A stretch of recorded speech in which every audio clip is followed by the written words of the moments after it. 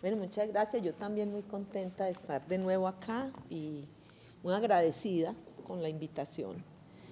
Para terminar la historia, estoy un poquito nerviosa porque le estaba diciendo a Rubén como que empezar a hablar de la segunda parte ya como que es más difícil y bueno, yo quiero, pues como ustedes saben, mi estilo es ir combinando conclusiones, como grandes lecturas con cosas mucho más anecdóticas, porque yo quisiera hablar solo una hora para que sí podamos tener un diálogo en la segunda hora y no extenderme demasiado como la vez pasada, entonces a ver si me ayudan.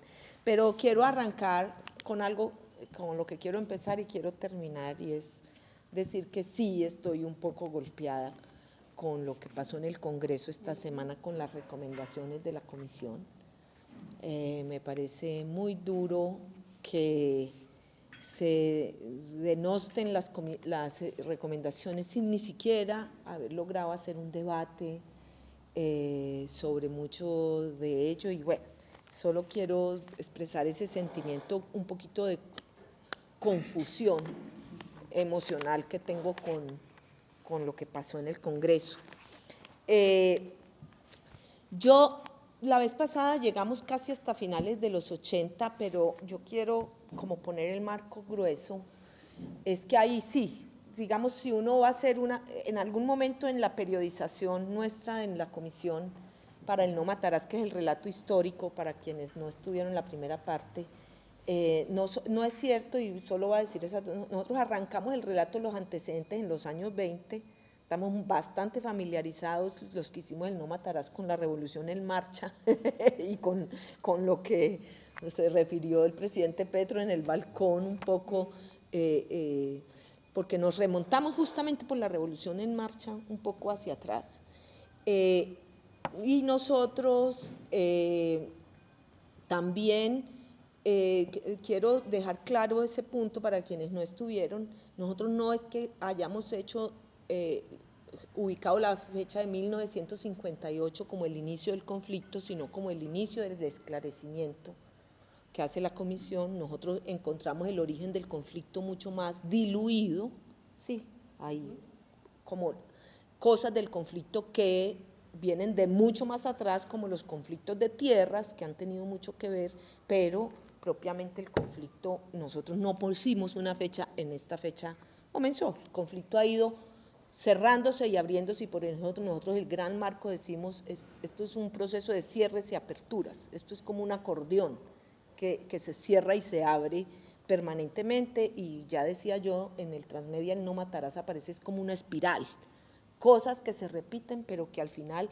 toda la tendencia es ascendente, es decir, toda la tendencia es que vamos saliendo de la guerra, vamos civilizando el país, vamos mejorando, aunque no parezca así, pero vamos mejorando.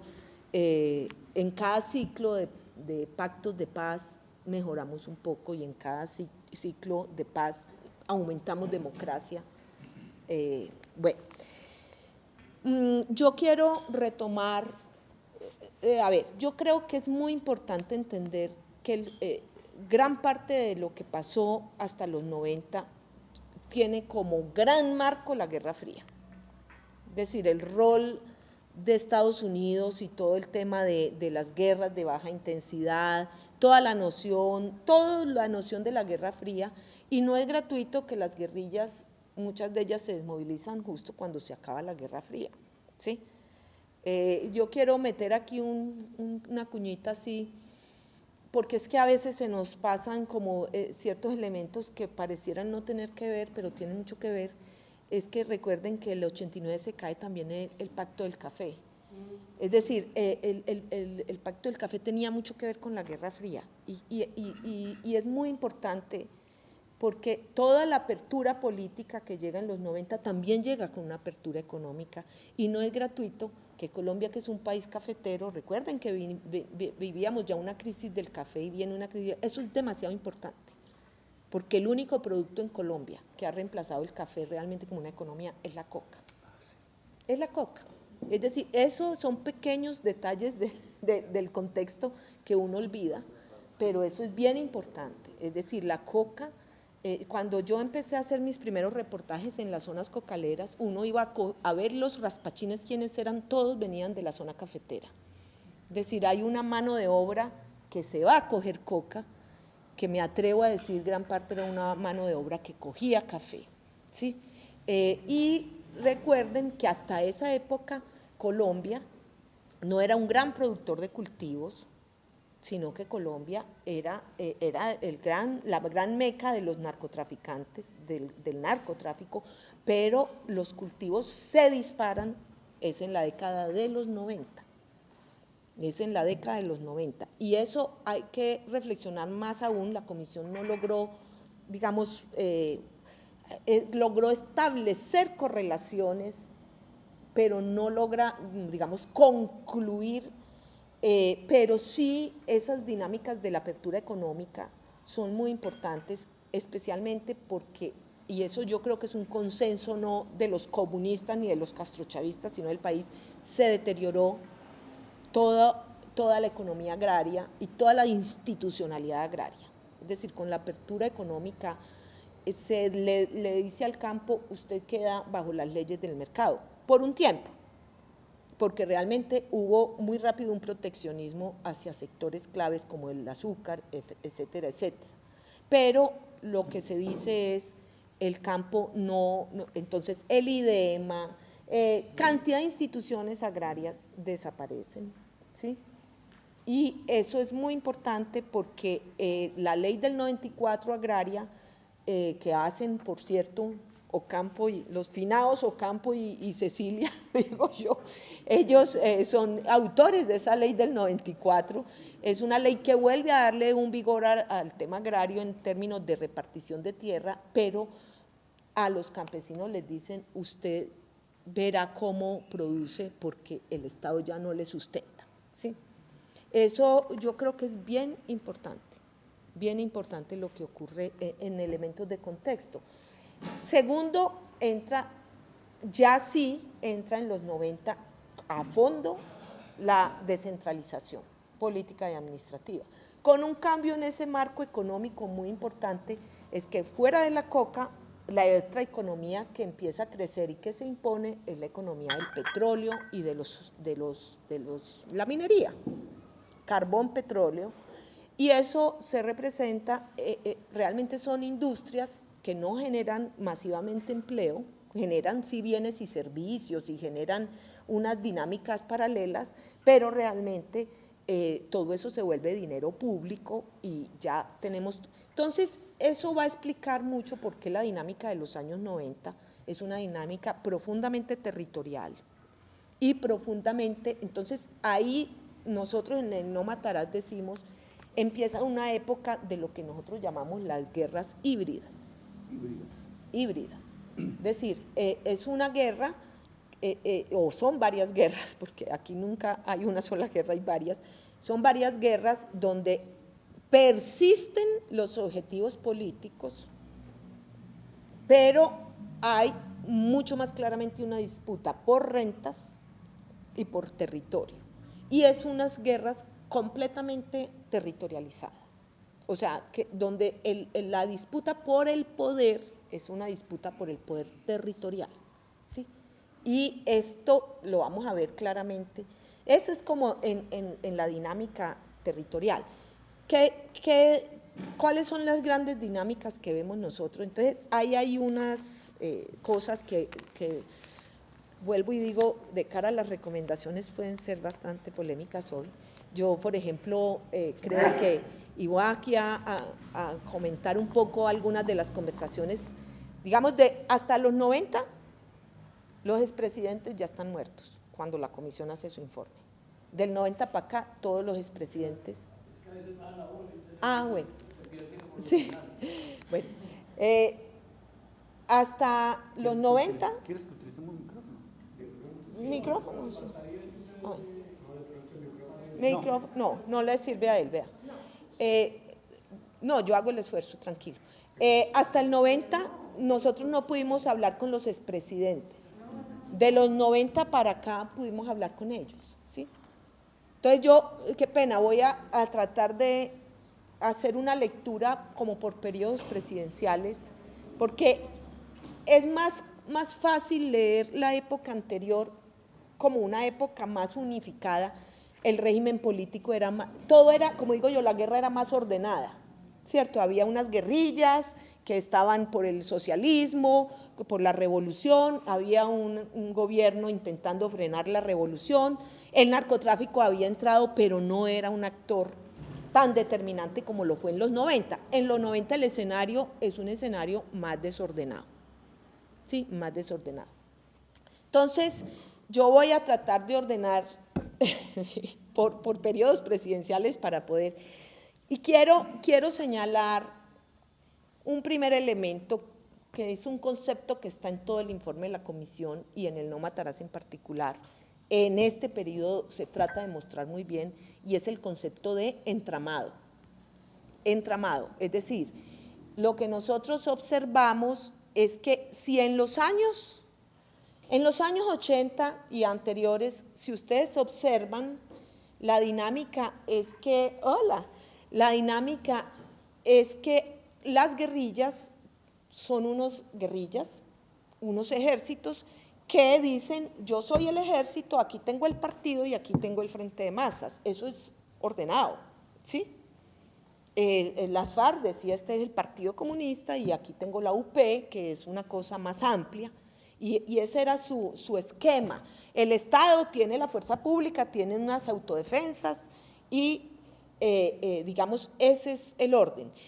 En los 90 ya esos campos se diluyen, ¿sí? Entonces, por ejemplo, las FARC se pelea con el Partido Comunista, ¿sí? Ahí hay una ruptura que es muy importante, porque recuerden que en el año 90, desde ya muy temprano, 94, las FARC decide crear un partido clandestino, ¿sí? Y se vuelve muy parecido al ELN en el sentido de que sus militantes son políticos y militares al tiempo, entonces hay una apuesta, y entonces voy a decir un primer elemento que es muy serio, y es hay una apuesta muy grande por vincular a los civiles a la guerra, ¿sí? Es decir, hay unos, y ustedes lo conocen mejor que yo, hay una apuesta muy fuerte por el tema miliciano. Entonces dicen, esta guerra es popular, esta guerra es de todos y vamos a reclutar masivamente. Allí es donde empieza el reclutamiento de niños muy masivo. ¿Por qué? Porque ellos dicen, vamos a crear, pero quiero anecdóticamente desenredar un poquito el cómo, siempre hubo una pregunta, hay dos preguntas, una muy gruesa y es no, voy a devolverme un tricito, qué pena el desorden, pero creo que se puede. Finales de los 80 nosotros tenemos un país al borde del caos, o sea, tenemos un estado fallido, estamos en la inmunda. Y el señor Barco le encarga a unos intelectuales muy serios, yo no sé si mencioné eso la vez pasada, hacer un estudio de por qué en Colombia la violencia es persistente. Esos señores se llamaron los violentólogos. Y la conclusión de los violentólogos es, el problema acá es la democracia. Los violentólogos hicieron dos cosas. Ellos separaron las violencias políticas de las violencias criminales. Eso estos 30 años lo han reevaluado, ¿sí? Porque los actores políticos y los actores criminales se mezclaron, ¿sí? Pero ellos dicen, el problema de la violencia aquí es de democracia. Aquí hay que ampliar la democracia, el problema de la guerra en Colombia es un problema de democracia. Esa es la tesis central de los violentólogos, ¿sí? Que la verdad sea dicha, el presidente Barco se toma muy en serio esa tesis y luego viene la constituyente y todos sentimos que con la constituyente pues tenía que haber paz, porque si el problema era la democracia, la constituyente iba bastante más allá en términos de inclusión, incluía a los indígenas, incluía a los negros, incluía, es decir, es un programa de derechos realmente impresionante, absolutamente un Estado democrático, ¿sí? ¿Y cómo explica usted que después de eso viene la peor guerra? ¿sí? La peor guerra en Colombia es del 95 al 2005. Esa es la peor guerra en Colombia. Es una década donde se produce toda la victimización más masiva, donde la guerra adquiere una escala masiva, es del 95 en adelante. Entonces, esa es una pregunta, Marco, que nosotros nos hicimos. Explíqueme esa. Si era la democracia, y en cambio lo que vemos es lo contrario, que son las disputas por el poder local la que exacerba más la guerra. ¿Sí? Y la otra pregunta que nos hicimos es, bueno, ¿por qué no logramos, en semejante contexto que fue lo de la constituyente, desarmar todos los factores de violencia? Entonces nos hicimos mucho la pregunta, ¿qué pasó? ¿Por qué no entraron realmente las FARC y el ELN y el EPL, el pedacito que había del EPL, al acuerdo allí a la constituyente? ¿Qué tan cerca estuvimos realmente de que eso ocurriera? Realmente es bien difícil encontrar una respuesta, ¿sí? Porque nosotros entrevistamos bastantes personas protagonistas de esos momentos, ¿sí? Y realmente yo les voy a decir las conclusiones que nosotros sacamos. Uno, realmente hubo una oportunidad. Las FARC pedían mucho, es verdad, pero también estaban dispuestas a negociar. Ellos, estoy hablando del año 90, ese episodio, lo de la constituyente, le costó a las FARC la ruptura con el Partido Comunista. Hay una frase que la dice con mucha amargura Timochenko en la entrevista que le hacemos, que él dice que los del Partido Comunista fueron, o sea, 3 días antes del bombardeo de Casa Verde, a decirles, ustedes se están convirtiendo en la vaca muerta en el camino de la paz de Colombia, métanse a esta constituyente, vayan. Y él dice, Timochenko en la entrevista dice, y los camaradas tenían razón, nosotros debimos haber entrado a esa constituyente, ¿sí? En mucha correspondencia de Tiro Fijo dice, es que claro, aquí vinieron a decirnos que somos una vaca muerta, no sé qué. O sea, hubo un momento, y fíjate, aquí hay cosas anecdóticas, pero que vale la pena considerar. Hay gente dentro de las FARC, incluido el propio Timo, que dice, es que yo creo, cosas de la historia, el bombardeo a Casa Verde es en diciembre, 9 de diciembre del 90, en agosto murió Jacobo Arenas. Y ellos dicen, si Jacobo, si Jacobo hubiera estado vivo, otra cosa hubiera sido. Bueno, uno no sabe, pero digamos son las cosas que la historia conjuga, todas esas, ¿cómo se llama? Cosas, casualidades, azares de la vida. Jacobo era el interlocutor para esos temas, por supuesto. Es que Jacobo era el ideólogo, era el puente con los políticos. Entonces, eso es cierto y bueno, allí también ocurre una cosa que nosotros hemos cuestionado mucho, es que no se toca el tema de las fuerzas militares. Yo dije la vez pasada, en el año 89 vuelve y estalla el escándalo del paramilitarismo y en la constituyente no se toca el tema de modificar, es decir, se acaba la Guerra Fría, pero no se habla de si se va a hacer un cambio o no en la estructura, en la doctrina de las fuerzas militares. Hay unos cambios no pequeños, muy importantes, se acaba el estado de sitio. Es decir, eso es un cambio fundamental. Aunque haya quedado ahí el estado de conmoción, que hubo algunos abusos con el estado de conmoción, miren que hoy en día el estado de conmoción cada vez es menos legítimo. Es decir, pedir un estado de conmoción tiene que ser algo muy grave. En los primeros años el estado de conmoción se usó todavía mucho, pero haber tumbado el estado de sitio, cambiado, eso es un cambio en el régimen político colombiano enorme, enorme. Es que el estado de sitio era un estado excepcional donde se podían hacer todas las barbaridades del mundo, ¿sí? A nombre de la seguridad nacional. Entonces, hay muchas cosas que cambiaron, pero como todo en esta vida, son cambios muy paulatinos, ¿sí?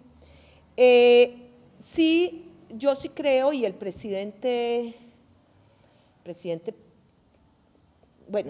Gaviria dijo en la entrevista de la comisión que él no ordenó el bombardeo a Casa Verde, que él les dijo a los militares, hagan lo que ustedes consideren. Mitad de los comisionados le creen, mitad no le creen. No voy a decir yo en cuál estoy. Tuvimos muchas discusiones de si es posible que un presidente diga hagan lo que ustedes quieran o no. Pero yo les quiero decir algo, es mi opinión, esta sí, y mi percepción, creo que la compartimos varios y está dicha de algún modo en el informe. Los militares, por toda la historia que conté antes en la anterior sesión, eran un poder de facto donde la relación de los presidentes con los militares no era, en ese momento no era tan claramente una relación donde el presidente manda, sino que el presidente tiene que negociar con ellos, ¿sí? Todo, porque ellos eran un poder de hecho. Claro, eso empieza a cambiar, pero recuerden que es Gaviria el primero que nombra un civil, y eso ya es un mensaje y eso empieza a cambiar. Y yo también quiero decir que Gaviria es el primer presidente que hace el esfuerzo de hacer una política de seguridad, y no cualquier política, es una política de seguridad muy buena. Si ustedes, tendrá sus defectos y tendrá muchas cosas que les cuestionan, pero se llamaba la Estrategia Integral contra la Violencia.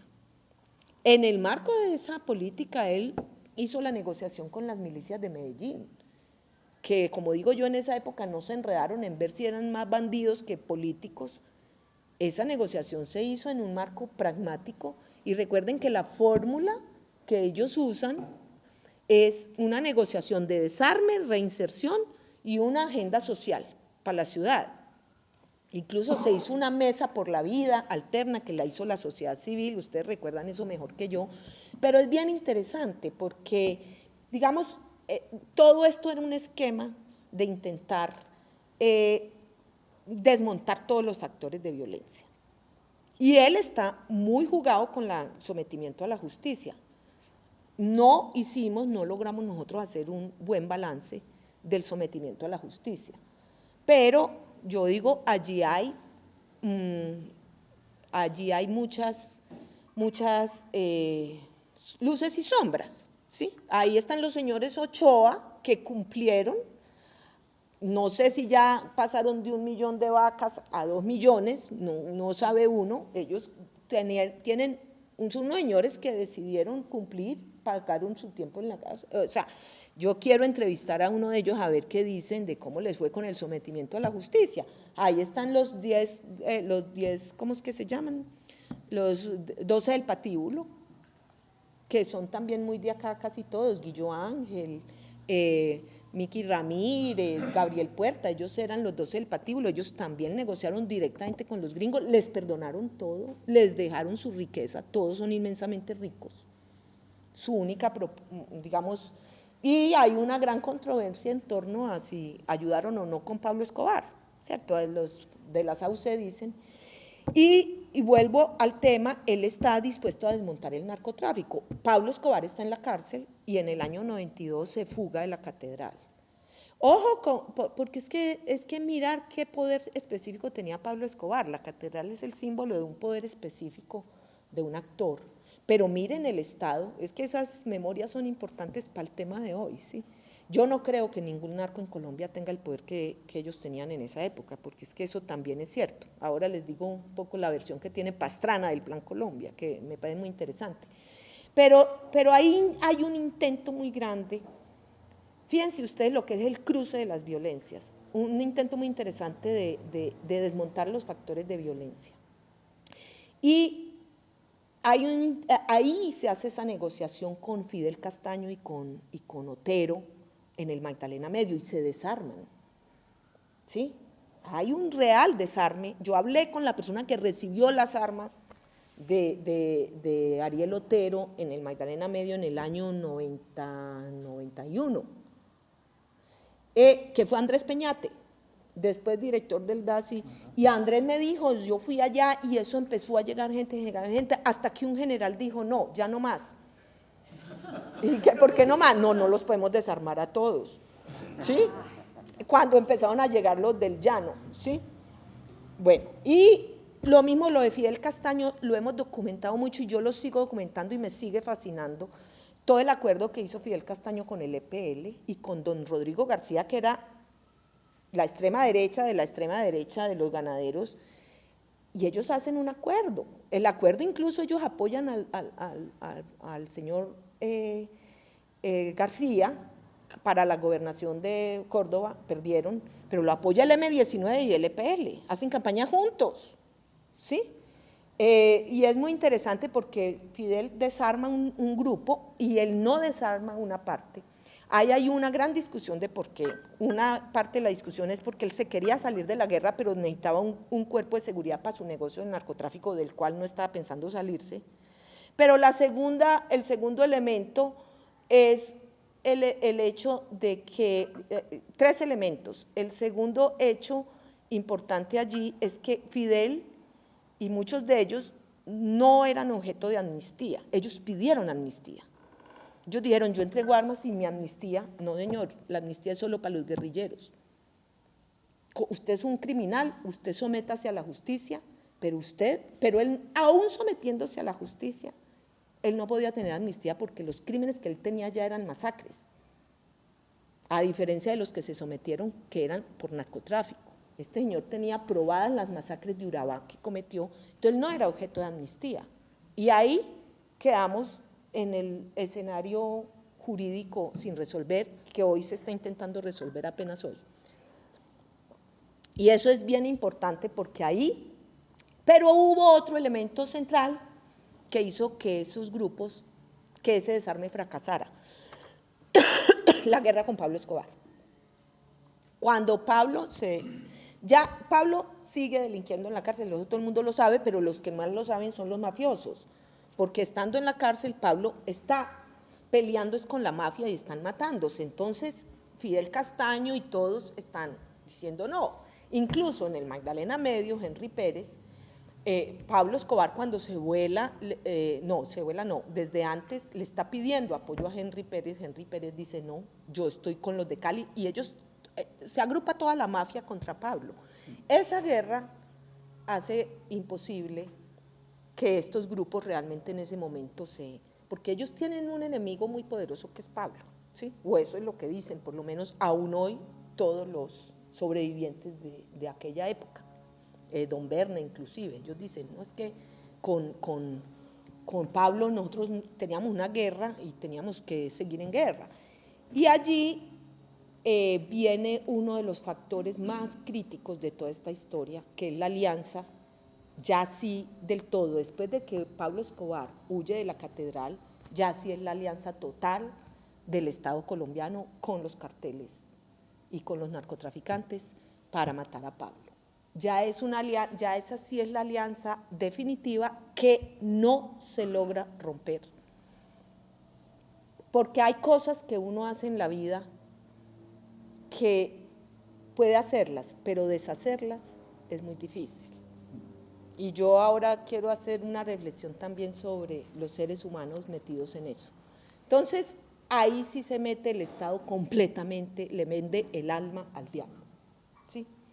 Y allí hay un momento, entonces, por supuesto, la alianza es total con Fidel, con Carlos Castaño, que es un tipo de segundo rango en ese grupo, con don Berna, que don Berna es central, don Berna sí es la persona que hace el contacto directo, es decir, don Berna cuando, eso lo deben saber más ustedes, porque eso además lo documentó muy bien Alonso, don Berna es el que va a donde los de Cali y les dice, bueno, para lo que sea, ya establecen la relación directamente con la DEA. Yo le pregunté al presidente César Gaviria, usted creó los Pepes, usted alentó los Pepes y dijo, yo no fui, fue la DEA. Entonces yo le dije, pero presidente, la DEA hace lo que quiere en Colombia por encima de todo el mundo. Y dijo, ¿y no vio lo de Santrich? Así me dijo. Bueno, entonces, la verdad él dijo después algo muy coloquial y yo le agradezco mucho la sinceridad porque la verdad yo creo que, pues que así fueron las cosas. Él dijo, mire, la verdad es que cuando Pablo Escobar se voló de la cárcel, ya nosotros no sabíamos qué hacer. y dijimos, hagan lo que tengan que hacer, pero ya habíamos hecho todo. Entonces uno también tiene que entender los escenarios de dilemas que tiene que vivir un señor que está en mitad de su gobierno, que está haciendo las cosas, modernizando un país, cambiando un país, unas instituciones, inventándose un nuevo Estado, porque es que se estaban inventando el Estado que respondiera a las necesidades de la Constitución. Es decir, era un momento muy especial, muy difícil. Y eso pues puede que digan que uno es… No, sí. ¡Ay! Pero bueno. Pero, no he llegado a saber. Bueno, sí, voy a acelerar. pero empezó faltando un cuarto para las 8. Sí, bueno, ya. No, yo voy a acelerar. Agradezco mucho el gesto. Bueno, entonces allí viene el hecho fundante de todo esto, que es los Pepes.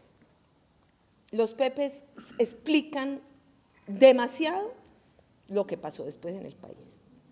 Porque hecha esa alianza, ¿usted qué hace después con los Pepes, que son su aliado, que le ayudó en la tarea? O sea, eso en términos reales es un intercambio de favores. O sea, ya Óscar Naranjo en sus memorias reconoce que quien disparó y mató a Pablo fue el hermano de don Berna, alias Semilla. Ya eso el propio Óscar Naranjo lo reconoce. Fue Semilla.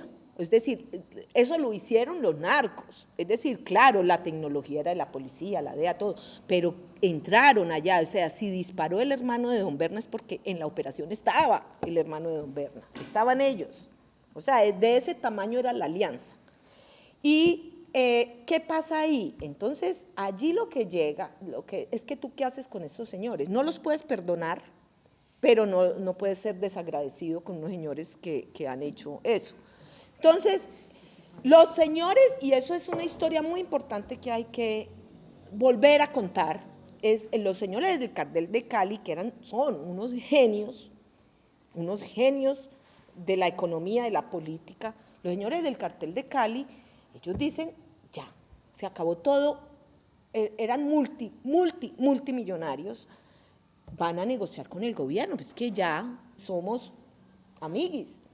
Y entra, si ustedes recuerdan, el fiscal de Grave tiene un proyecto de sometimiento a la justicia, que es para ellos y con ellos, y es en ese contexto que ellos dan la plata para la campaña de Samper, porque es que ellos van para un sometimiento, y la ley, entonces miren esto, esa ley se opone radicalmente, ese sometimiento se opone radicalmente a Estados Unidos. Porque Estados Unidos inmediatamente, si ustedes buscan los titulares de prensa, inmediatamente matan a Pablo Escobar, dice, vamos por los de Cali. Eso dice Estados Unidos. Y los de Cali están y de Grave tiene un proyecto de sometimiento muy favorable a ellos, y ellos se oponen directamente, Madeleine Albright, es la que se llamaba la fiscal, ellos se oponen y dicen, no, y el señor de Graves, si ustedes recuerdan, antes de irse Gaviria se va en agosto, en julio, lo declaran que por edad se tiene que ir todo, y acaban con el proyecto de sometimiento de Graves, y en ese momento, pues a los días estalla el escándalo del proceso 8000, y todo el escenario de los señores de Cali se empieza a enredar con eso del sometimiento, pues porque y Estados Unidos dice, yo elijo, yo digo quién va a ser el fiscal y quién va a ser el jefe de la policía. Es decir, porque la policía, y esto es muy importante, lo reconoce Óscar Naranjo en sus memorias y en las veces que hemos hablado, esa alianza con los Pepes fue muy brutal, fue para la policía. Es decir, la policía quedó en un escenario donde ya no saben quién confiar, ¿sí? Es decir, sus mejores hombres estaban en la lucha con Pablo Escobar y sus mejores hombres terminaron al lado de los Pepes. Entonces ellos, y mira el caso de Danilo González, que es un personaje que no sé si ustedes en los relatos lo habrán oído mucho, era un coronel muy brillante, que es el que era tan brillante y tan confiable que le entregan la tarea, pero como digo yo, es que de allá no hay camino de regreso. ¿Sabes? Es como la gente que sacrifican porque le dicen, vaya, pero ¿cómo vuelve? Si es que ya no confían en él. Es que ya no saben si es de allá o es de acá. Es de esas cosas terribles que pasan en la inteligencia. Y eso pasó con los militares. A muchos militares, incluso algunos de los que acaban de negarles la entrada a Estados Unidos, como el general Iván Ramírez, les toleraron siempre su relación con las autodefensas, pero cuando quisieron volver, les dijeron, no, ustedes son manzanas podridas, ¿sí? Ustedes ya se tienen que quedar allá, porque es que aquí ya no caben.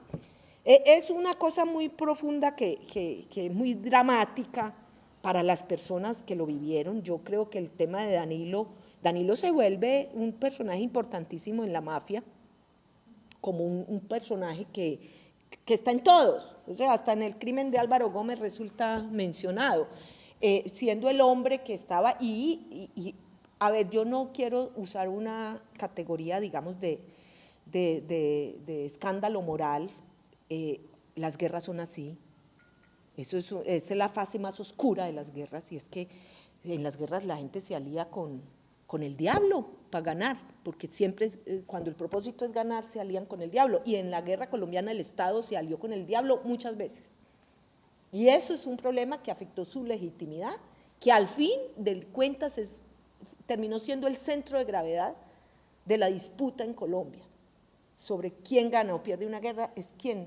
la legitimidad. Es imposible ganar una guerra sin legitimidad, es decir, arrasando la legitimidad del Estado es imposible, porque destruyes la democracia. Tú puedes hacerlo, como lo hicieron en Sri Lanka, que destruyeron la guerrilla y acabaron con la legitimidad del Estado, es decir, acabaron con la democracia para poder acabar una guerrilla. Eso, o lo hizo Fujimori.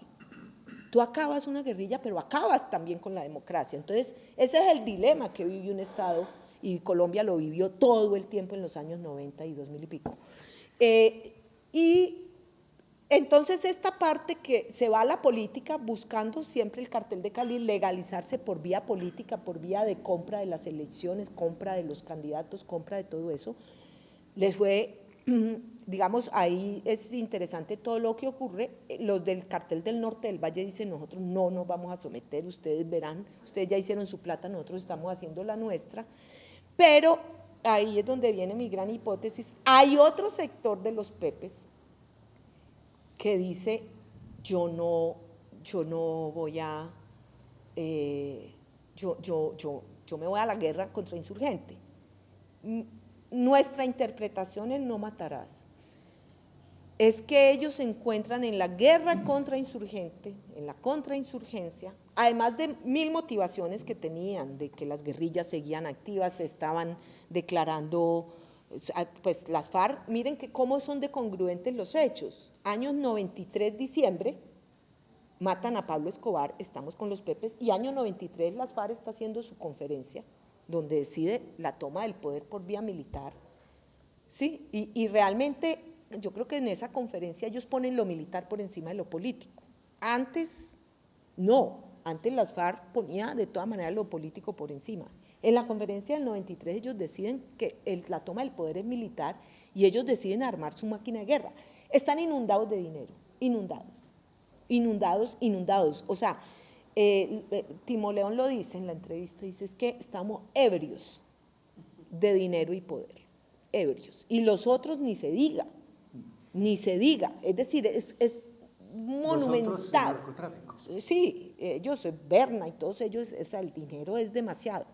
O sea, y Berna y todos ellos deciden, pues, deciden hacer, realmente Berna hereda la oficina de Envigado de Pablo Escobar.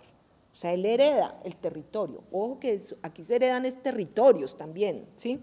Bueno, más adelante, la guerra hasta ahí no es muy territorial, incluso porque Pablo, si ustedes ven, Pablo al final de sus días le pide que acabe a todas las guerrillas para que lo protejan, pero no lo logra, pero él ya está buscando es irse al campo, porque él ya se da cuenta que se necesita una retaguardia, para una guerra se necesita una retaguardia, eso lo aprenden los Castaño, y por eso los Castaño ahí muy temprano se van al Alto Sinú, y dicen esta es mi retaguardia, Han hecho el acuerdo con el EPL, con los desmovilizados, todo eso, y ellos van a ese territorio Urabá.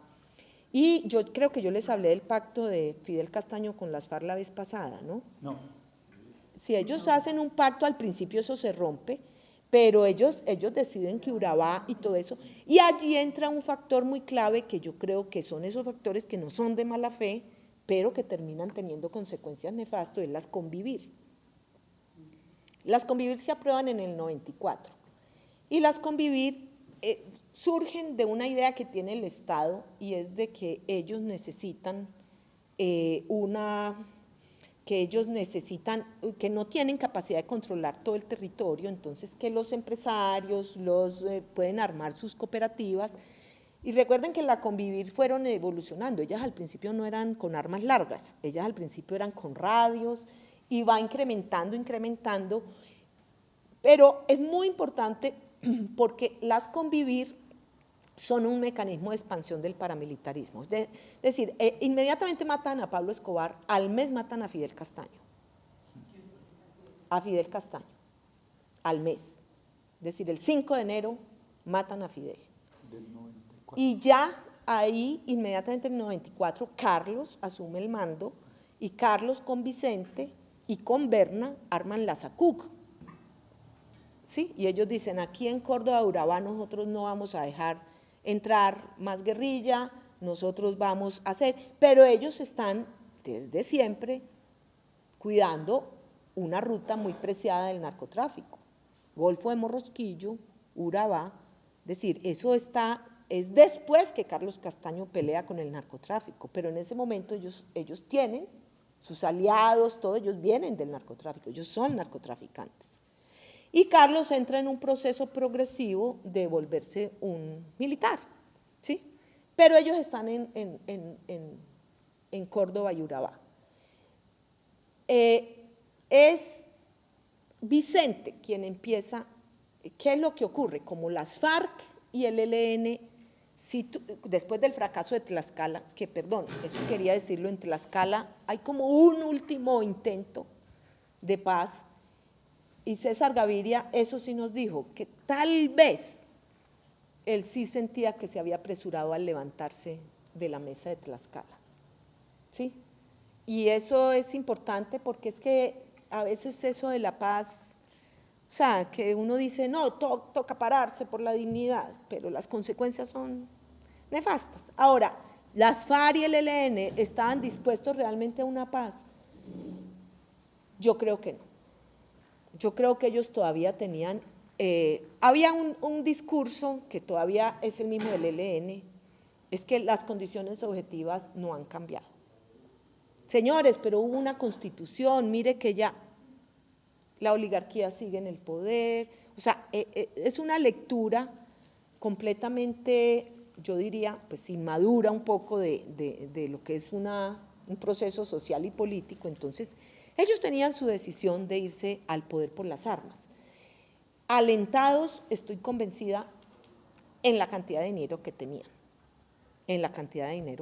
Tenían mucho dinero, y ellos, y es muy importante porque realmente nosotros tuvimos 3 días de diálogo con todo el secretariado, o sea, y fue muy importante porque ellos llevaban muchos años o sea, ellos estuvieron en La Habana juntos, pero ellos en los últimos años de la guerra, después del Caguán, ellos nunca estuvieron juntos. Ellos estaban separados y nunca, más, incomunicados, porque la guerra de Álvaro Uribe, el Plan Patriota y todo los incomunicó. Entonces hay muchas cosas que en estas conversaciones apenas ellos empezaban a reflexionar. Por ejemplo, nosotros les dijimos, bueno, el objetivo era tomarse Bogotá, y algunos de ellos decían, sí, y los otros no. Nosotros sabíamos que tomarse Bogotá era imposible para nosotros, pero ellos, ¿cuál era la estrategia real de ellos? Incomunicar las ciudades. Si ustedes ven, ellos se asentaron en toda la periferia urbana, ellos se asentaron en el oriente antioqueño, ellos querían colapsar la economía. Entonces era el primer objetivo, era colapsar la economía, convertir las carreteras en el infierno, y las convirtieron en el infierno, porque para eficaces las FARC, fueron súper eficaces, ¿sí? Ellos convirtieron las carreteras en un infierno y eso, porque ellos decían, aquí lo primero que hay que pegarles es la economía.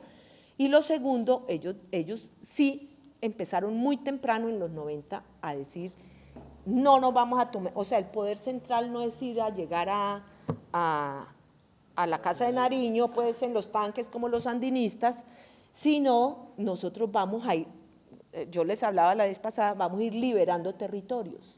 Entonces nosotros vamos a hacer gobierno y nosotros tenemos un Estado. Y ellos, cuando uno les dijo, ¿por qué ustedes empezaron a matar los alcaldes y los concejales? ¿Y ustedes por qué acabaron con la poca institucionalidad que estábamos construyendo local? Miran así y dice uno de ellos, luego la guerra de Gaviria no era integral, no era todo el Estado que estaba en la guerra integral, pues nosotros estábamos contra todo el Estado, ¿sí? Ellos tuvieron la estrategia de colapsar el Estado, por eso yo cuestiono mucho cuando se dice que el Estado no llegó. No, es que el Estado no lo dejaron, cuando llegó no lo dejaron actuar, es que las elecciones no podían ocurrir.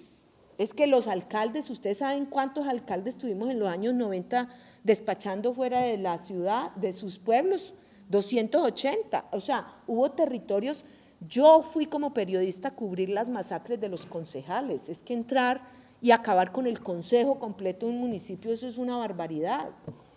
Es decir, era una cosa de que el Estado no puede estar, esa es la verdad, ¿sí? Eso fue una guerra. En el otro lado, el Estado se alió con las ACUC. Entonces vuelvo a las Convivir fueron un vehículo de expansión. No es que las Convivir fueran paramilitares, es que donde había ejércitos del narcotráfico, ellos usaron, instrumentalizaron las Convivir para expandirse. Y los testimonios de ellos mismos es, miren, nosotros cogíamos nuestro carnet de Convivir y nos íbamos con las camionetas llenas de armas a armar los frentes. Se expandieron por toda la costa. El mecanismo de expansión del paramilitarismo en toda la costa fueron las Convivir y en muchas otras regiones.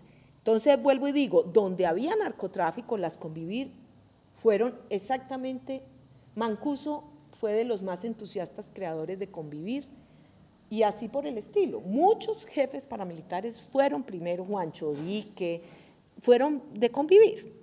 Ahí hay una cosa muy interesante y es que claro, el decreto de las Convivir, la ley decía, la fuerza pública armará, vigilará, todo eso. Entonces, las Convivir tenían una relación estrechísima con los batallones y vuelvo a lo mismo, después de que tú tienes un amigo que es la Convivir y la Corte Suprema o la Corte Constitucional tumba las Convivir o tumba el hecho de que las Convivir pudieran tener armas, y entonces tú qué haces con el que…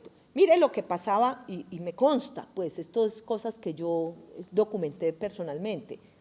Corozal, Sucre, la Armada se dedicó a crear Convivir, pues una región de ganaderos. Cada finquero quería tener una Convivir, porque es que allá las fincas son de 10.000 hectáreas, ¿sí? Entonces, ¿qué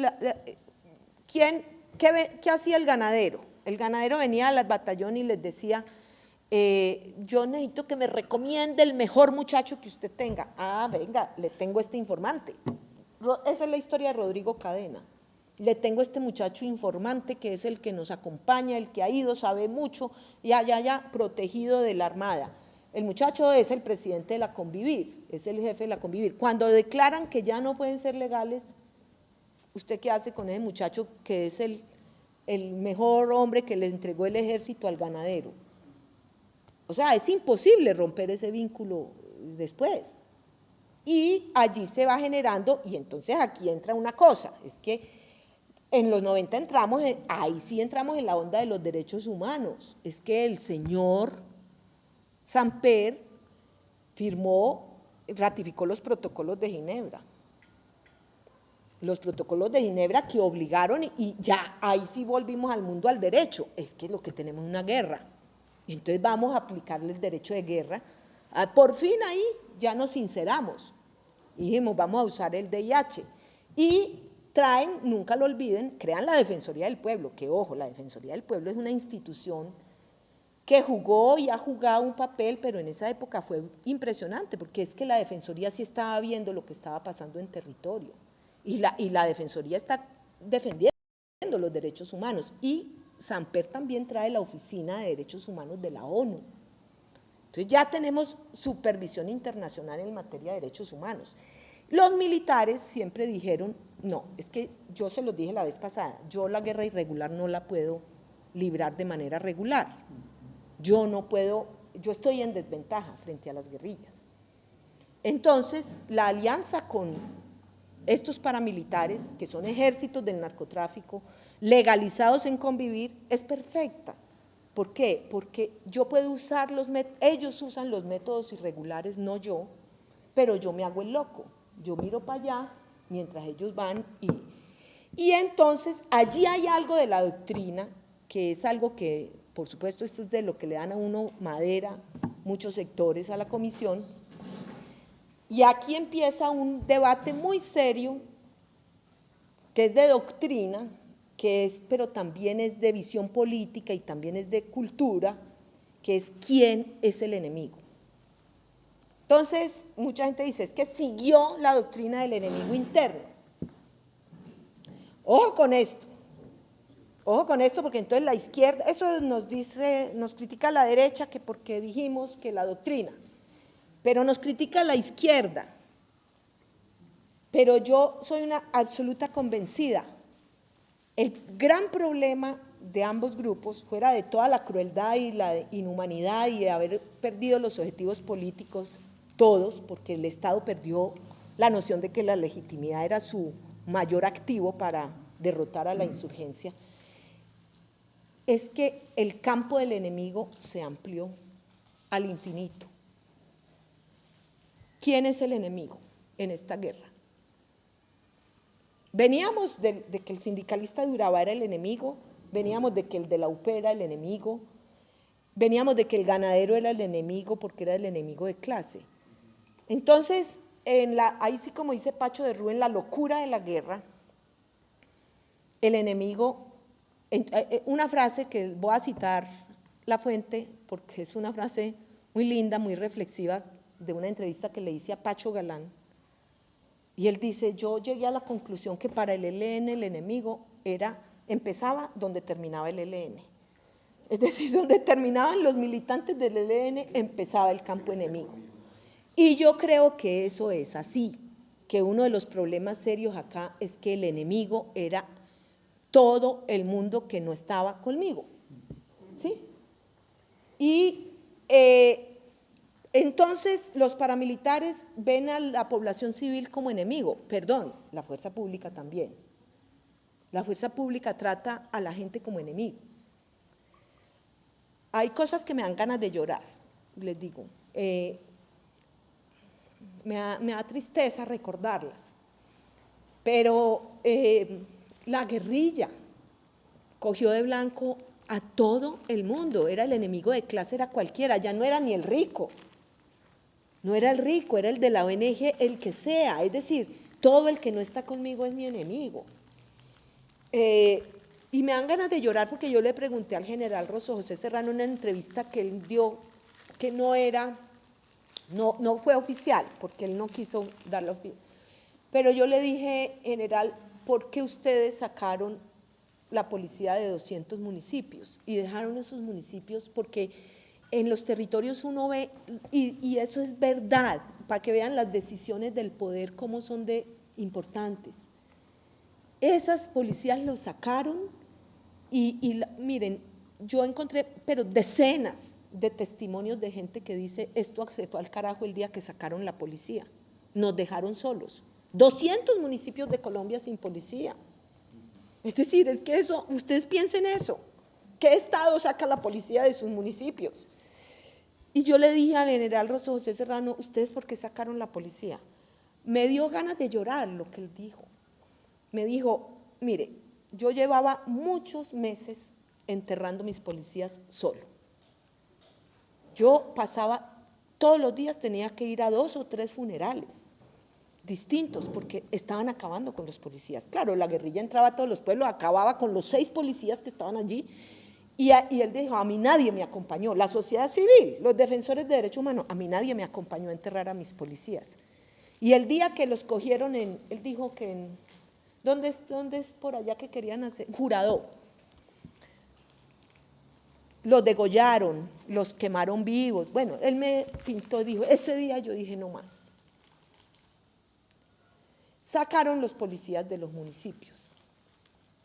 Yo le dije, general, mucha gente quedó digamos, a merced de los grupos armados. Y me dijo, ya estaban a merced de los grupos armados. ¿Sí? Y después le pregunté lo mismo al presidente Pastrana. Y él me dijo, más chistosa todavía la respuesta, dijo, no, es que hablamos con los del Comando Sur.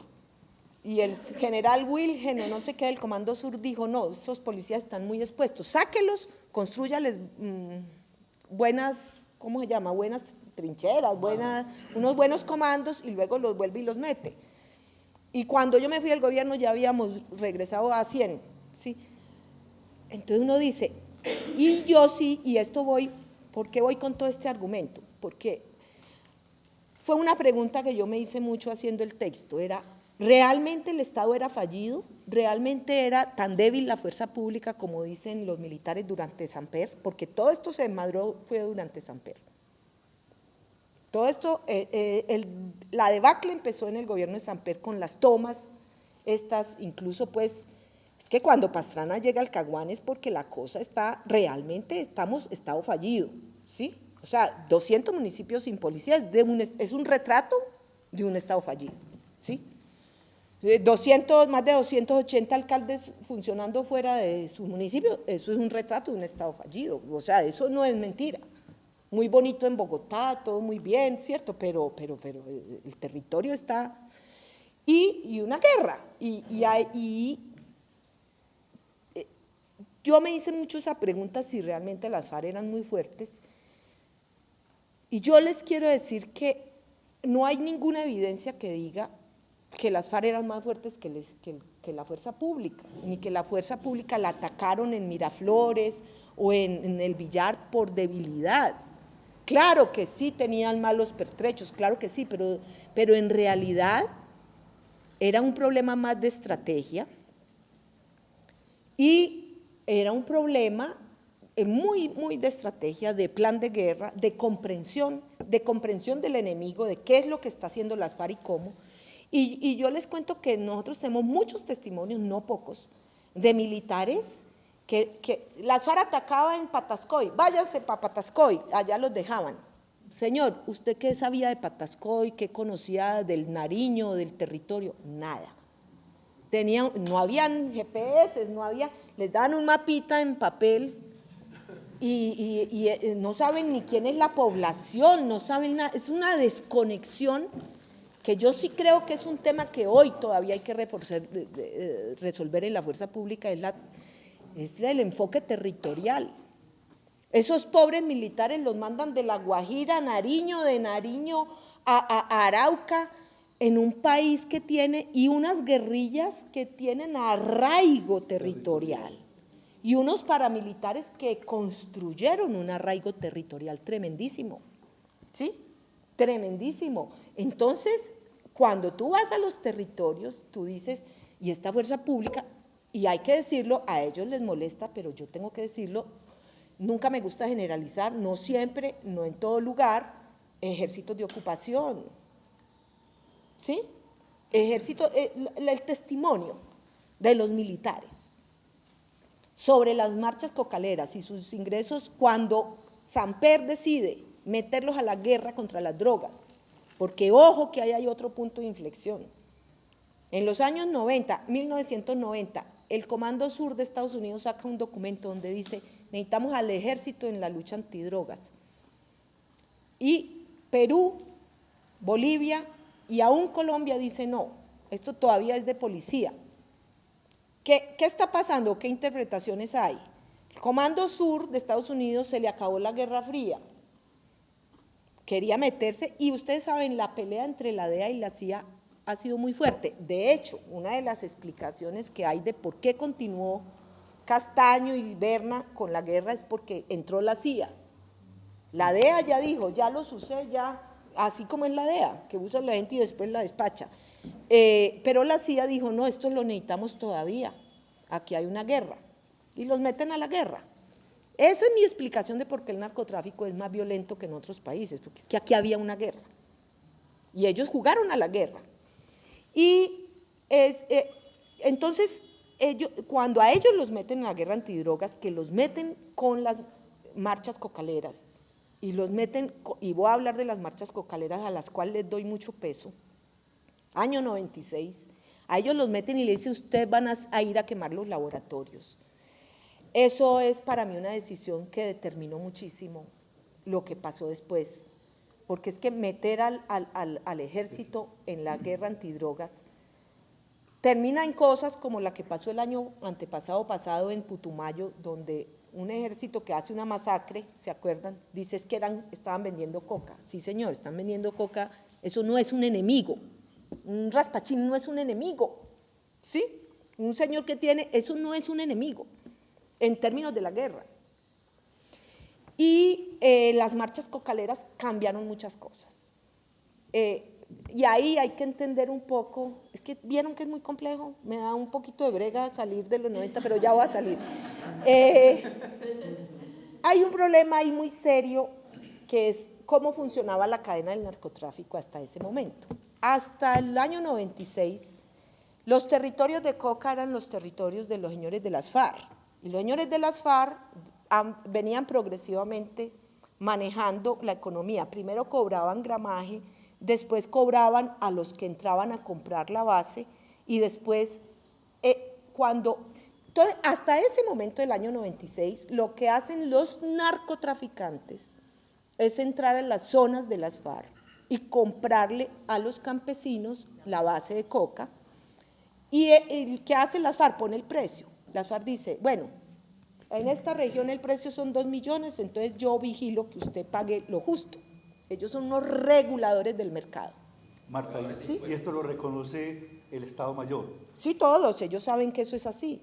Que en las marchas cocaleras, primero imagínense ustedes los narcotraficantes del país sin materia prima, no pueden entrar. 2 meses el narcotráfico paralizado por cuenta de las marchas cocaleras, que son alentadas por las FARC, por supuesto. Las FARC las financiaron, la hicieron en contra de las fumigaciones, y no solo de las fumigaciones, o no sobre todo de las fumigaciones, sino de que habían metido el ejército a destruir laboratorios y a incautar insumos y a incautar todo eso. Todo eso del billar y todo pasa es por eso, porque el ejército está destruyendo la economía de la coca, ¿sí? Entonces, las FARC paralizan, o las marchas cocaleras hacen todo esto. Entonces los narcos dicen, y no es gratuito, que la entrada a Mapiripán, que fue el epicentro de las marchas cocaleras, que era el epicentro de la coca, es en el 97. Es decir, y las AUC las crean en abril del 97, porque ¿qué hacen ellos? Ellos, recuerden que las AUC se crean en el 97 porque Vicente Castaño le vende, y el negocio un poco que Vicente dice es, venga usted, usted no quiere depender de las FARC, hagamos una cosa, armemos un ejército, sacamos de ahí a las FARC, nos tomamos eso y usted me compra la base de coca a mí. Ese es el negocio que hace Vicente Castaño. Y por eso la entrada a Mapiripán, ¿quién entra a Mapiripán? Un señor que se llama Don Mario, con un lugarteniente muy querido, muy eficiente, que se llama Otoniel. Ellos son los que entran a Mapiripán. La entrevista que le hicimos a Otoniel tiene 400 páginas, y de las cuales 300 son su entrada a Mapiripán. Ellos son los que entran a Mapiripán.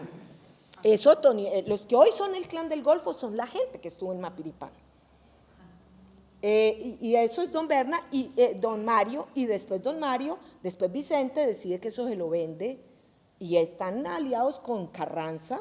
Carranza es el que, con todo, ahí hay unos grupos endógenos, digamos, de Carranza, unos que Guillermo Torres, que Pirata, pero estos dicen, no, yo tengo el aparato grande, yo mandaron 2 aviones, o sea, eso es que a este país le ha faltado darse cuenta de lo que pasó, ¿sí?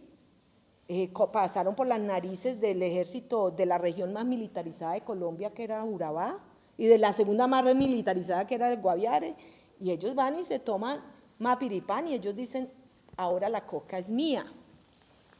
Y simultáneamente, año 97, entran al Catatumbo, entran a Magdalena Medio, sur de Bolívar, entran al Valle. Ellos se cogen todas las zonas de la coca. La expansión de los paramilitares tiene una lógica de disputa de los territorios de coca. Esa es la lógica de la expansión. Y detrás de toda esa expansión están la plata de los, ¿cómo llaman? Está la plata de los narcos, que ponen el dinero, ponen el billete y ellos dicen, y yo, entonces, ¿cuál es? Tú me financias, señor narcotraficante, tú me financias el proyecto de la SAUCE y yo te garantizo que este territorio te produce a ti tus insumos, tus rutas, tus laboratorios están allí. El reflejo mejor de eso es lo que pasó en el Magdalena Medio con Macaco. El testimonio central que tengo es, por supuesto, del señor Francisco de Rú, que sabe bastante cómo fue de verdad, porque a él le tocó verlo, sí, vivirlo y lo cuenta, pues me imagino que ustedes han escuchado a Pacho esa historia. Entonces, esa historia, todo esto los paramilitares ya lo han dicho, eso está dicho, eso está, ¿sí? Entonces, esa es la realidad. Y, por supuesto, entonces la guerra es híbrida porque esa disputa está, pero al mismo tiempo también está la disputa política no ha muerto, ¿cierto? No ha muerto, las FARC están destruyendo el Estado y todo lo que se le parezca, ¿sí? Y los paramilitares están, y ahí hay una cosa muy interesante de los años 90, es que en los años 90 mundialmente las guerras ya no se usan, ¿cierto? Ya no hay insurgencia legitimada. Entonces empieza a haber unas narrativas de que todo esto son guerras de rentas y criminales. Y entonces sale la señora Mary Kaldor, las nuevas guerras, y sale el señor Paul Collier diciendo que… Y hay unos mecanismos, entonces ocurre, cuando se acaba la Guerra Fría y todo esto, creemos que ocurre el genocidio de Ruanda, y ocurre Sarajevo, y ocurren muchas cosas, entonces empieza a crecer lo que llamamos la conciencia humanitaria, y empieza a crecer en el mundo una idea de que esto ya no es posible, y eso es muy importante, porque lo que va a pasar hacia finales de los 90 es que vamos a firmar el Estatuto de Roma, y eso es un cambio fundamental para la guerra en Colombia, ¿sí? Porque ya la amnistía no iba a ser posible nunca, y eso es lo que las FARC no entienden en el Caguán, ¿sí? Lo que no entienden las FARC en el Caguán, y entonces ahí entro un poco a lo del Caguán. ¿Ah? Sí.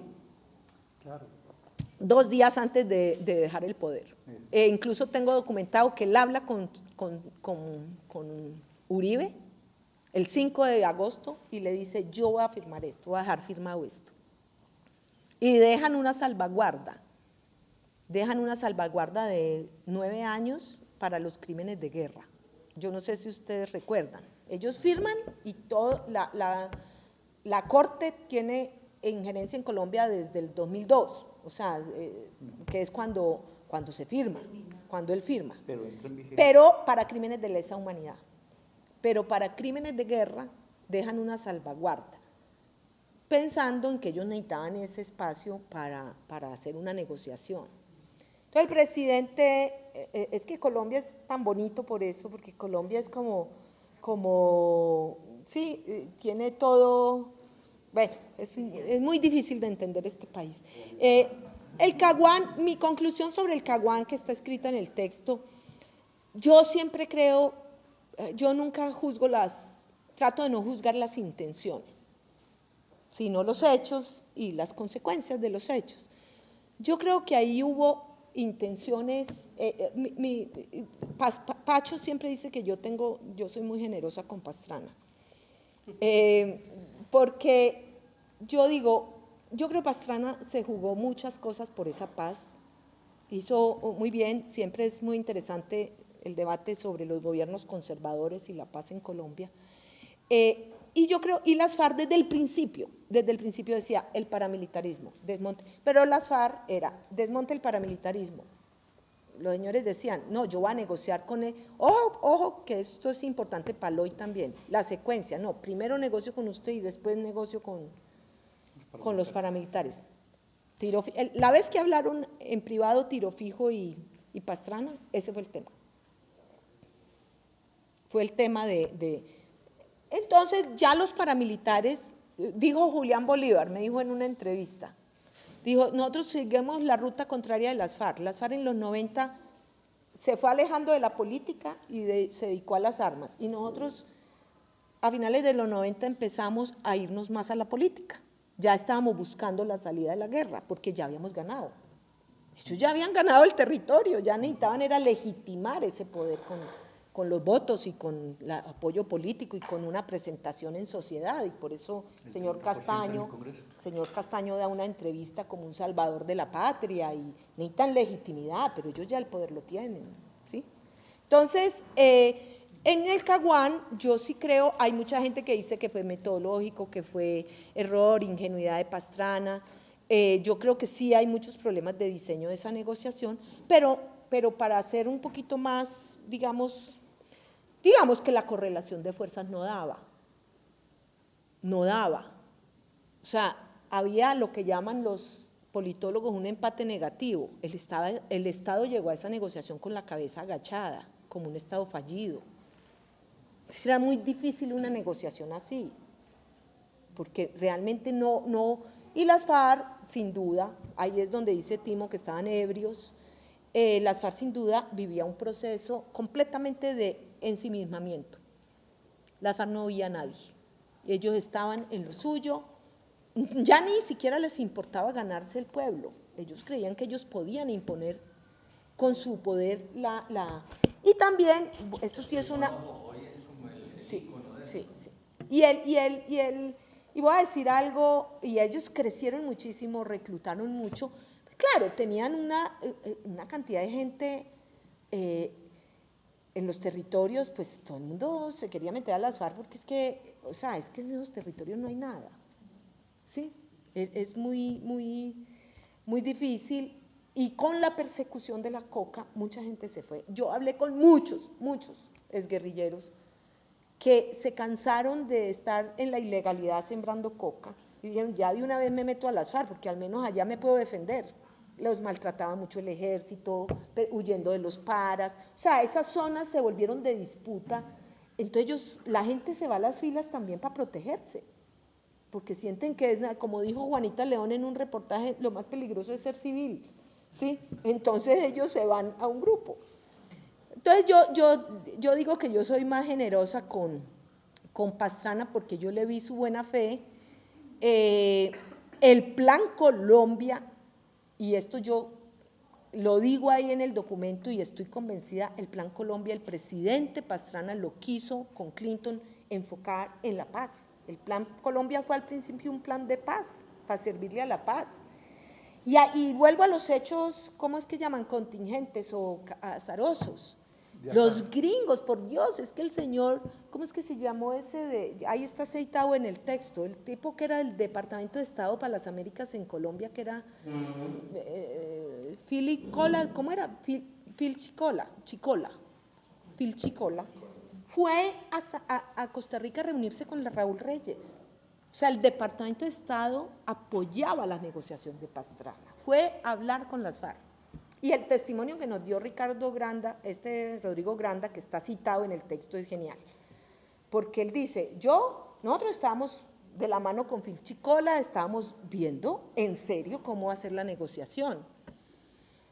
Y él dice, yo estaba con Chávez haciendo unas gestiones porque estamos tratando de no tocarnos los mangueras en la frontera, había habido unos incidentes, yo estaba haciendo diplomacia con Chávez, tenía una cita con Chávez, cuando nos llega la noticia, mataron a los 3 indigenistas. Cambió el panorama. Hasta ese día los gringos apoyaron el proceso. Dice Granda en el reportaje, a mí no me cumplió la cita Chávez, no me volvió a recibir. Es decir, Porque además dice, porque es que además los mataron los compañeros, dice, los compañeros del Frente los mataron, pero echaron los cadáveres al lado venezolano. Mejor dicho, los mataron en el lado venezolano. Y entonces él dice, se nos generó una situación, y eso empieza, y eso fue rapidísimo. Es que enero del 99 fue el show del Caguán, la de la entrada, la silla vacía, y esto fue como en abril. Es decir, el margen de esa negociación fue así. Entonces, el gobierno gringo cambió, y en realidad, a medida que se fueron desenvolviendo los hechos, y yo creo que Pastrana no hizo, ni Samper, ni los dos, yo tengo súper documentado ahí, pero ahora lo tengo más documentado, los intentos de Samper y de Pastrana de hablar con los autodefensas. ¿Sí? Samper le costó la vida a Monseñor Isaías Duarte. Monseñor Isaías Duarte hizo 3 reuniones en Cali, en el gobierno de Samper, con Serpa y Carlos Castaño. A unas, creo que a 2 de esas fue Fajardo, como miembro de la Comisión de Paz de Antioquia. Yo hablé con Fajardo, le pregunté, y dijo, y todos los que fueron, que yo hablé con varios, dicen, Castaño pedía, esto estoy hablando del año 97 más o menos, no, 98, Castaño pedía amnistía. No, señor, usted no es objeto de amnistía, la amnistía es solo para los guerrilleros. Ah, no, entonces vuelvan mañana. ¿Sí? Ojo que ese tema, miren lo importante que es ese tema del reconocimiento político o no. Entonces ellos, luego lo mismo con Samper, con Pastrana. Pastrana manda a Gabo y a Felipe González, porque cuando los paras alientan la marcha del no al despeje, eso se vuelve un bollo. Es decir, eso sí ya es la muestra, y eso quiebra las autodefensas en buena medida, porque eso es macaco, y eso muestra que el Bloque Central Bolívar está haciendo un proyecto político. Ellos ya no le hacen caso a Castaño, de hecho nunca le han hecho caso. La SAUCEN fue una federación donde nadie le hacía caso a Castaño, y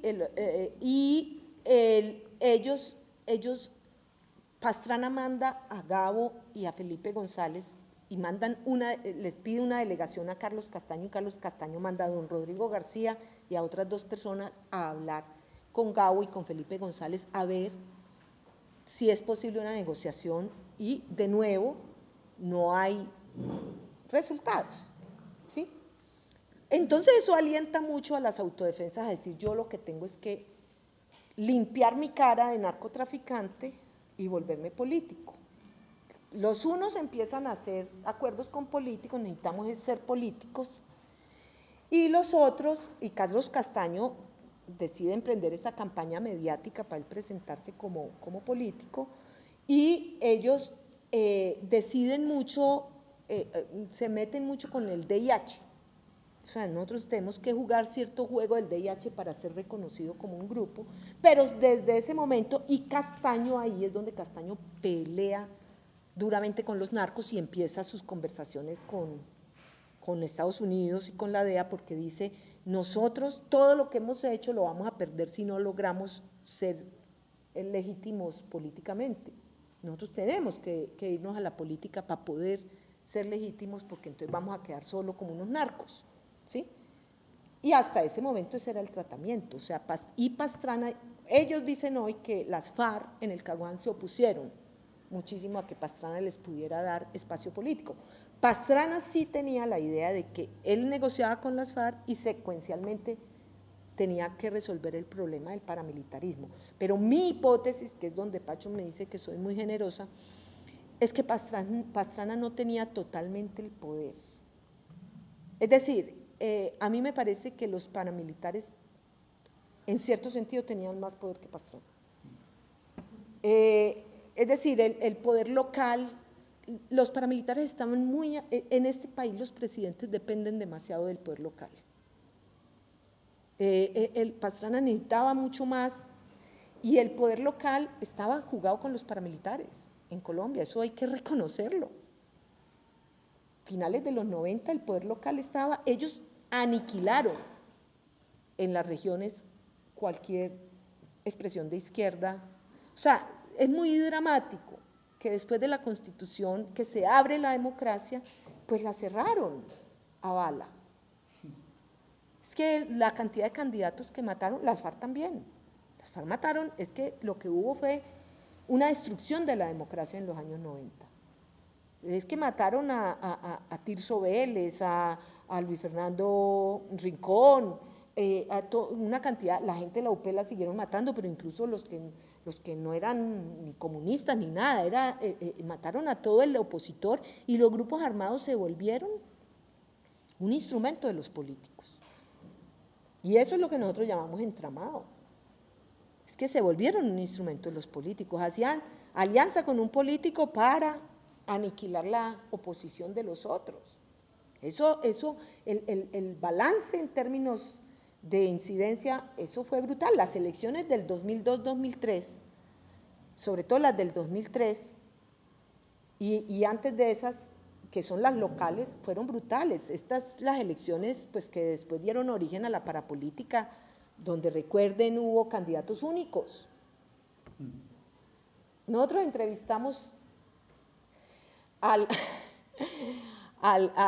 un candidato, por ejemplo, de la gobernación del Cesar, que después fue gobernador, pero en las del 2003 le ganó el hijo de la cacica, Hernanito Molina, y que fue candidato único, y Cristian Moreno, que él era el candidato conservador, se iba a inscribir y lo habían amenazado los parlamentarios y le dijeron que no se podía inscribir. Y él llegó hasta la registraduría. Y allá se puso a pensar, firmo, ¿me inscribo o no me inscribo? Y no se inscribió, salió de la Procuraduría, de la registraduría sin inscribirse, dijo no, y por eso Hernando fue candidato único. Entonces yo, ¿por qué me va a hacer matar? ¿Sí? De ese tamaño fue, no era un comunista, era un conservador, por Dios, ¿sí?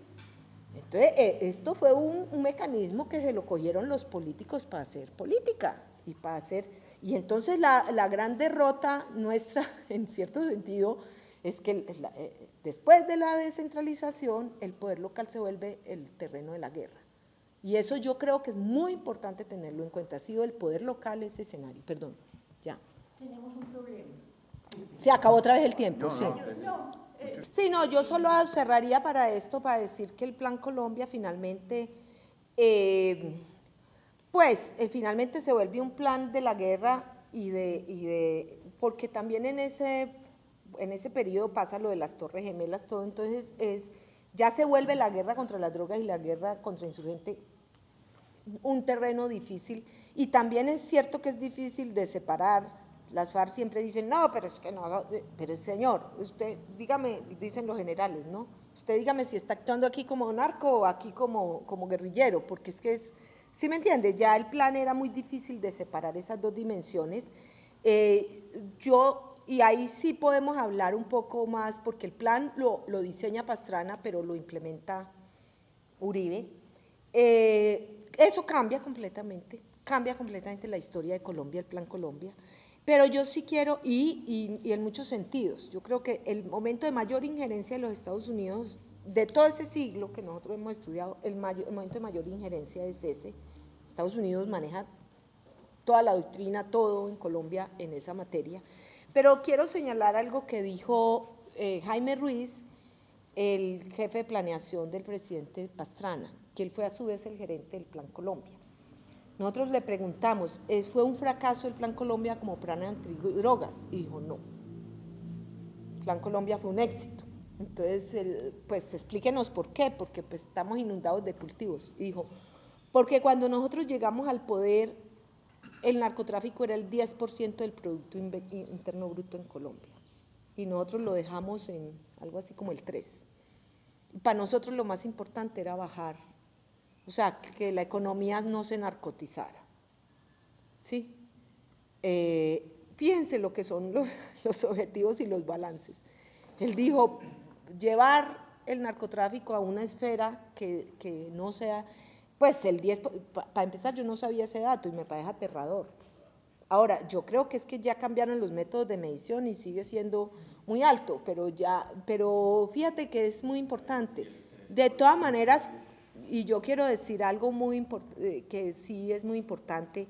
Nosotros no profundizamos mucho en eso, pero alguien tendrá que profundizar alguna vez. El rol, o sea, donde uno mejor ve toda la perversión mayor de todo esto, ni siquiera es entre las AUC y las FARC, sino el Cartel del Norte del Valle. El Cartel del Norte aprende, o sea, si ustedes recuerdan, quedan dos ejércitos que son los rastrojos y los machos. Es decir, la perversión de todo esto es que la guerra le enseñó a los narcos a tener ejércitos. Ya los narcos no tienen sicarios de moto, tienen ejércitos. Y eso es el Clan del Golfo y eso es todo. Es decir, el Cartel del Norte del Valle tenía 2 ejércitos enfrentados. Y ellos aprendieron al control territorial y ellos aprendieron a cómo se maneja la cosa. Entonces, es muy complejo eso, porque sí, creo yo, desmontar, eso es para mí el dilema de la paz total. Es que usted tiene narcos que tienen ejércitos en Colombia. Bueno, en México van por el mismo camino. Entonces, sí, ya, paro ahí.